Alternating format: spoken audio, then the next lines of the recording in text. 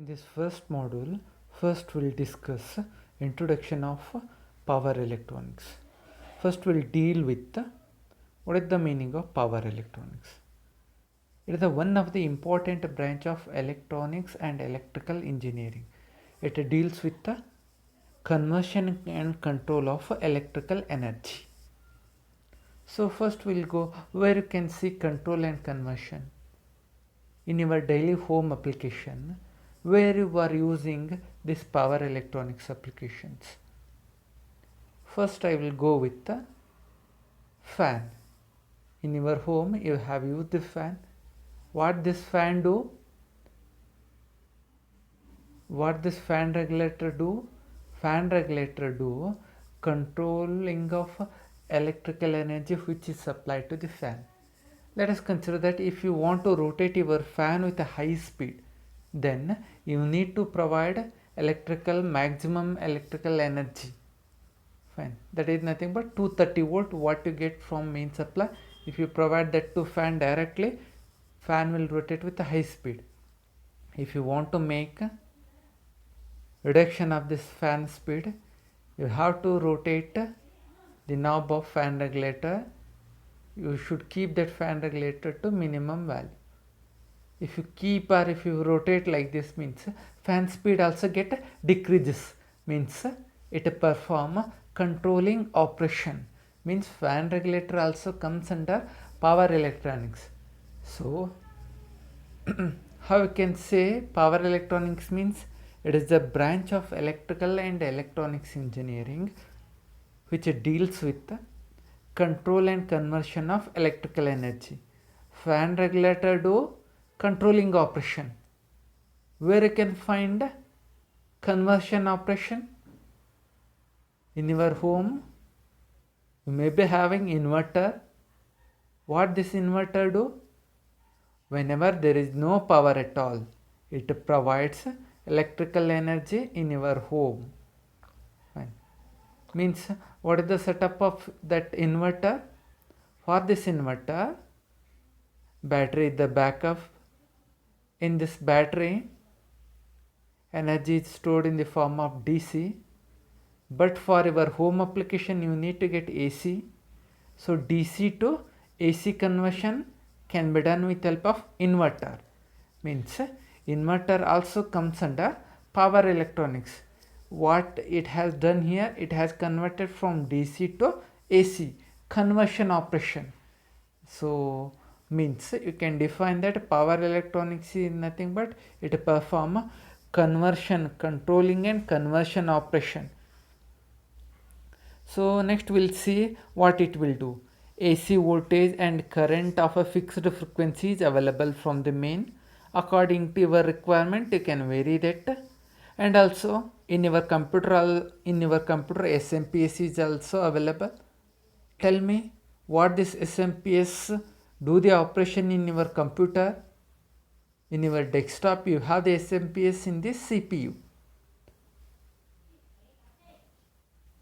In your computer desktop, in your CPU, there might be a requirement of different voltage. Somewhere you may require 50 volt DC, somewhere you may require 100 volt, somewhere you may require 150 volt DC supply. But thing is that here, from your main supply you are getting 230 volt. This 230 volt is converted into 230 volt DC, AC is converted into some fixed 200 volt DC. But this 200 volt DC is not given to all the component which is expecting DC supply. You need to convert this 200 volt DC into different DC voltages according to your requirement. So this operation can be done by SMPS, means this operation can be done by chopper. Chopper perform DC to DC conversion, some fixed DC to variable DC operation. This is the SMPS is the example for the chopper. Next we will see basic function of power electronics. Next in your lab also you have done AC to AC conversion. What is that AC to AC conversion you have done? you have performed rectifier operation. In basic electronics, you have studied about half wave rectifier, full wave rectifier. What it will do? It converts AC to DC. Rectifier convert AC to DC. So because of this, power electronic system thus perform conversion of electrical energy. It also control the amount of electrical energy given to the output. The word power means high amplitude of current and voltage.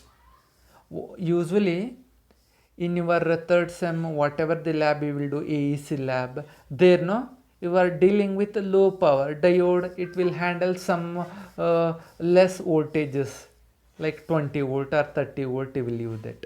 But in your power electronics applications, no, whatever the component you are using, no, these components will handle maximum power.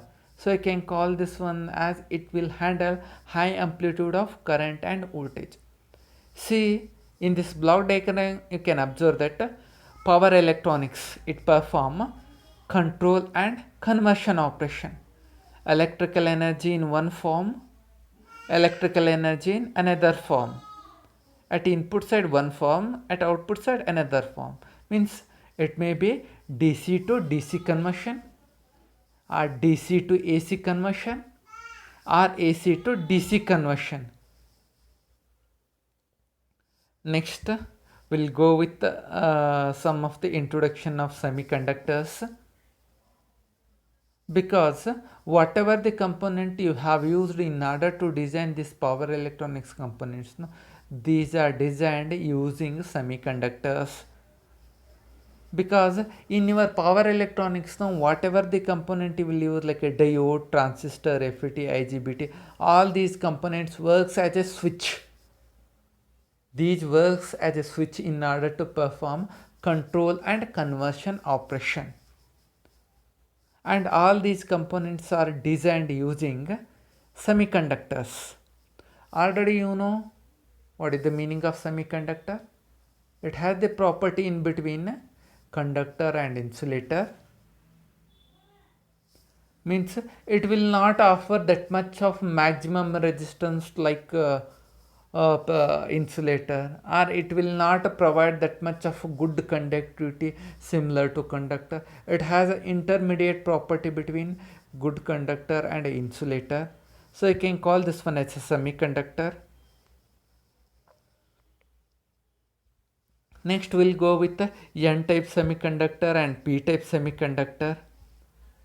You know that what is that N-type semiconductor? In N-type semiconductor, electrons are the majority charge carriers. How will get electrons as a majority charge carriers in your pure silicon? Usually you know that in silicon, no, 4 electrons are there in its outermost orbit. This electron is bonded with another silicon atom's electron. So they have done covalent bonding.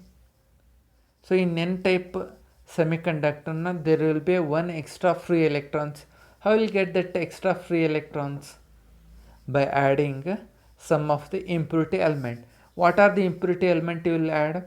Phosphorus, arsenic, antimony. These are the pentavalent impurity element. If you add pentavalent impurity element, means one extra free electrons will be available. Because of this, whatever the semiconductor, you will get a resultant semiconductor will be N-type semiconductor. Next we'll go with the P-type semiconductor. You already know that in P-type semiconductors, no, holes are the majority charge carriers. What are the impurity element you will add? Boron, gallium, indium. These are the impurity element you will add in P-type semiconductor.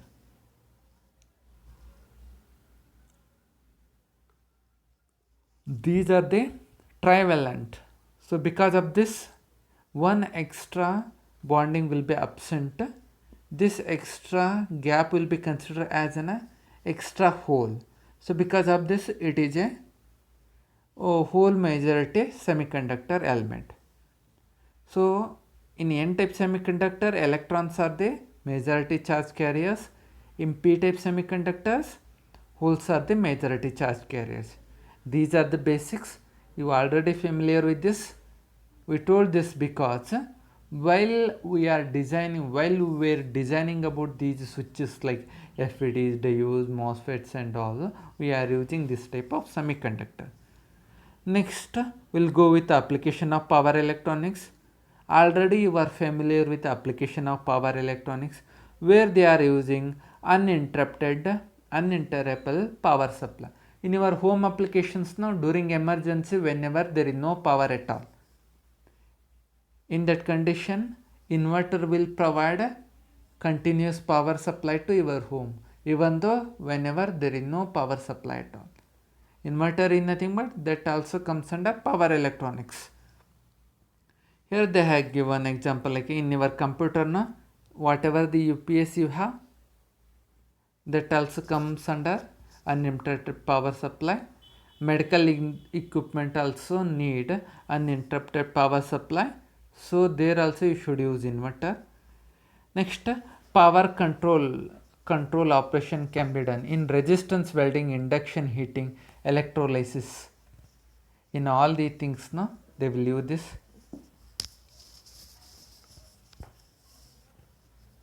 Next, power conversion for high voltage DC and high voltage AC. When you require maximum power, no, there also you should use this. Speed control of the motor. Let's consider that in your fan regulator, no, if you want to rotate that fan with a high speed, you need to rotate the knob of fan regulator. So that also comes under power electronics. And also in industry application also, there might be some of the rolling mills, some of the textile mills, some of the pumps are there, compressors are there, and all these things na, in order to control that one, you need to have regulators. This also comes under power electronics.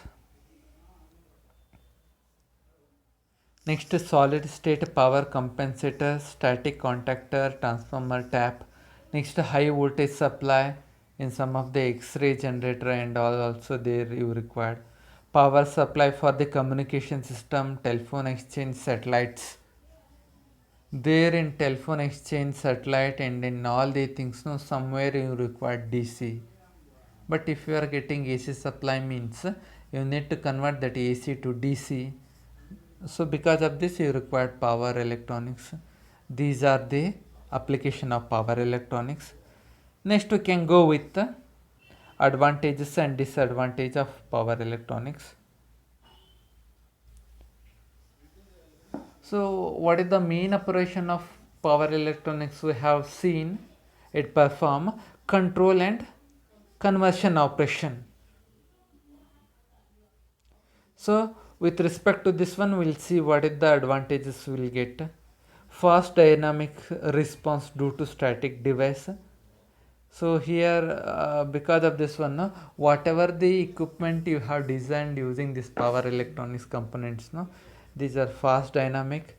High efficiency is possible here because you will get a low loss here while conversion. So you will get high efficiency, and compact size and lightweight is also available due to electronic device.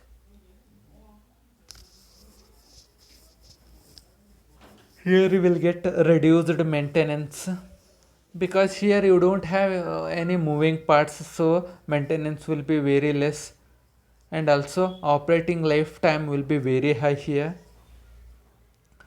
Power electronics controller use digital and microcontroller. So because of this one also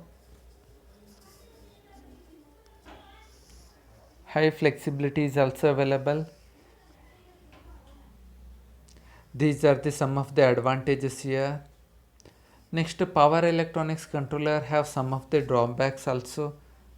Means drawbacks in the sense that there from the output of this power electronics, no, whatever the output you will get, sometimes these output is not at that of pure actual output what you are expecting. Let us consider that in your inverter, no, whatever the output you will get from your inverter, you have converted a DC to AC, but that AC is not a pure sinusoidal, somewhat a distorted AC signal you will get. So you can call this one as a harmonics.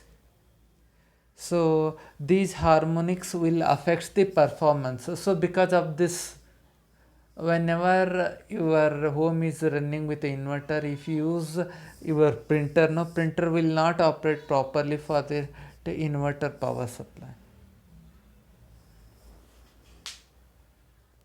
Power factor for some of the power electronics controller is very low, and also here power electronics converter is somewhat costly because of the component cost.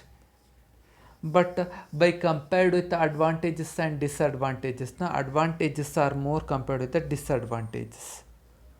So we'll use power electronics for many of the day life applications.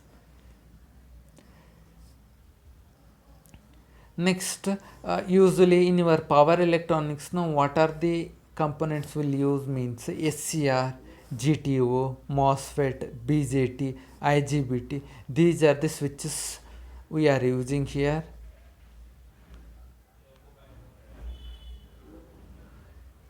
Next, we'll go with the block diagram of power controller system. So with respect to, in order to give I will explain this block diagram with respect to one simple example.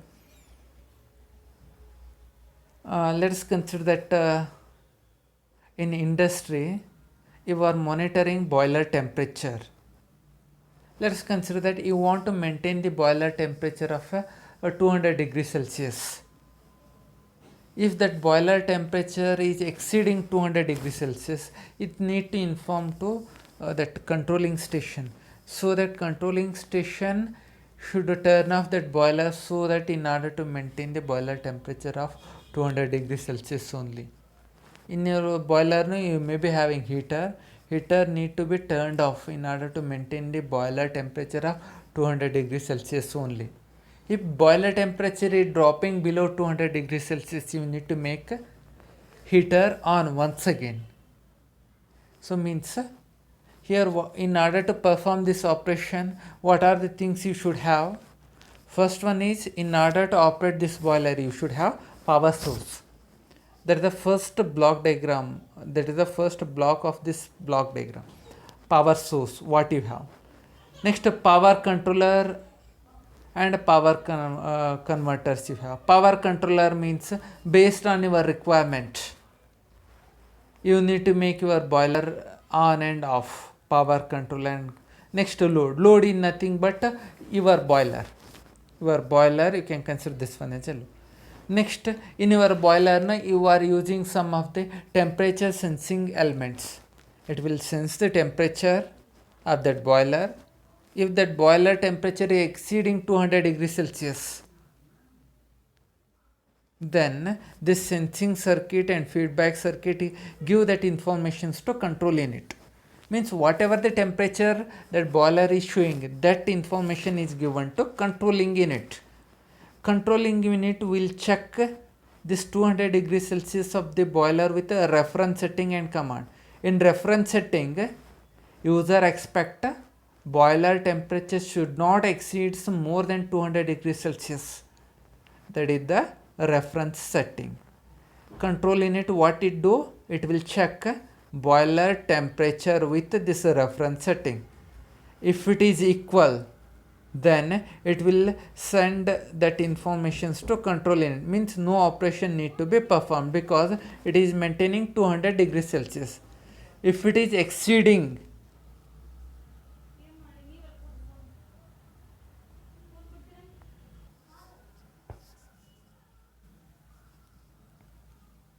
let us consider that if boiler temperature is exceeding more than 200 degrees Celsius, means this sensing and feedback circuit give that informations to control unit. Control unit check this information with a reference setting. Your reference setting value is 200 degrees Celsius. So because of this, control unit, what it will do? it will make that heater off. Controlling unit will not perform any operation, it will stop its operation. So load trying to decrease its temperature. Let us consider that if boiler temperature is dropping below 200 degrees Celsius, this information is reached to control unit with help of sensing and feedback circuit. Control unit will check this information with the reference setting. So control unit come to know that boiler temperature is decreasing less than reference setting. So it will make that heater on. In your boiler, heater will be turned on. So power controller make that heater on. So load trying to maintain the temperature of 200 degrees Celsius.